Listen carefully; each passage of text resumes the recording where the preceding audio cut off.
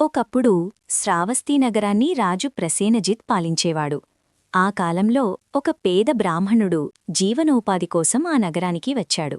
అదృష్టవశాత్తు అతనికి అక్కడి ధనిక వ్యాపారుల ఆదరణ లభించింది. ఆ విధంగా అతనికి తినడానికి, కట్టుకోవడానికి సరిపడే వనరులతో పాటు కొంతకాలంలోనే మంచి మొత్తంలో డబ్బు కూడా కూడబెట్టాడు. ఆ డబ్బంతా 1000 బంగారు నాణేలుగా మార్చి నగరానికి దగ్గరలో ఉన్న అడవిలో ఒకచోట రహస్యంగా పాతిపెట్టాడు. ప్రతిరోజూ ఆ బ్రాహ్మణుడు అడవికి వెళ్లి తన బంగారానికి ఏ ప్రమాదం జరగలేదా అని చూసుకుంటుండేవాడు. ఒకరోజు ఎప్పట్లాగే అడవికి వెళ్లిన బ్రాహ్మణుడు తన బంగారం పాతిపెట్టిన చోట చూసి భయంతో వణికిపోయాడు. బంగారమంతా మాయమైపోయింది. ఇది చూసి అతను తీవ్ర దుఃఖంలో మునిగిపోయాడు. వీధుల్లోకి పరిగెట్టుతూ గుండెలు కొట్టుకుంటూ నా బంగారం దొంగిలించారు అని అందరికీ చెప్పుకుంటూ ఏడ్చాడు. తన బాధను పంచుకునేవారు ఎవ్వరూ లేకపోవడంతో జీవితం మీద విరక్తి చెంది నదిలో దూకి ప్రాణాలు తీసుకోవాలని నిర్ణయించుకున్నాడు. అదే సమయంలో నదిలో స్నానం చేసి వస్తున్న రాజు ప్రసేనజిత్ అతన్ని చూసి ఆపాడు.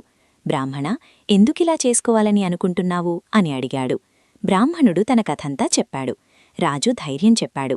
ఈ రాజ్యంలో జరిగే ప్రతి దొంగతనాన్ని విచారించడం నా బాధ్యత.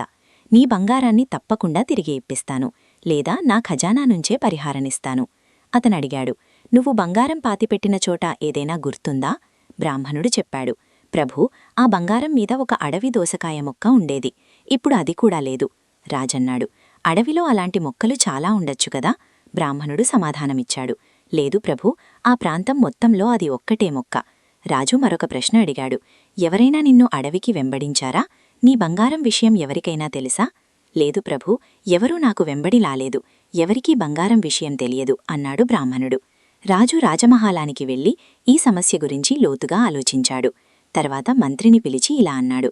నాకు ఆరోగ్యం బాగోలేదని చెప్పండి. నగరంలోని ప్రతి వైద్యునిని నా దగ్గరకు రప్పించండి. కొద్దిసేపట్లోనే అన్ని వైద్యులు రాజభవనం వద్ద చేరారు. వారిలో ఒక్కొక్కరిని లోపలికి పిలిచి రాజు ప్రశ్నించాడు. నీ రోగులు ఎవరు? వారికి ఏ మందులిస్తున్నావు? చివరికి ఒక వైద్యుడిలా అన్నాడు.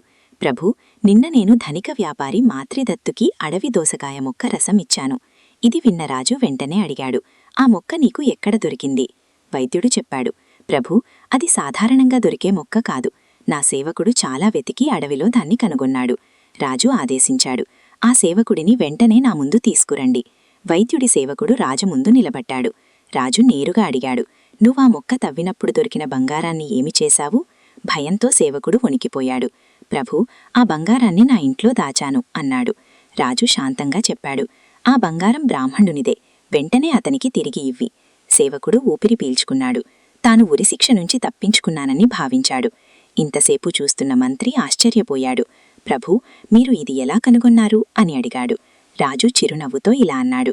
ఆ బ్రాహ్మణుని మాటల ప్రకారం మొక్క కింద బంగారముందని ఎవరికీ తెలియదు. కాబట్టి తవ్వినవాడు బంగారం కోసం కాదు, మొక్క కోసమే తవ్వి ఉండాలి. ఆ అడవి దోసకాయ మొక్క ఆ ప్రాంతంలో ఒక్కటే ఉంది. బంగారం కోసమే తవ్వి ఉంటే మొక్కను అక్కడే వదిలేసేవాడు.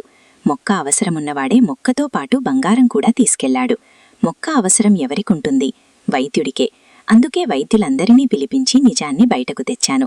మంత్రి రాజు ప్రసేనజిత్ యొక్క అద్భుతమైన తర్కశక్తిని చూసి ఆశ్చర్యపోయాడు. తెలివి, తర్కశక్తి ఉంటే నిజం ఎప్పటికీ దాగిపోదు. ఇక్కడ తర్కశక్తి అంటే లాజికల్ రీజనింగ్, తర్కంతో ఆలోచించే సామర్థ్యం, పవర్ ఆఫ్ డిడక్షన్, చిన్న సంకేతాల నుంచి నిజాన్ని కనుగొనే శక్తి.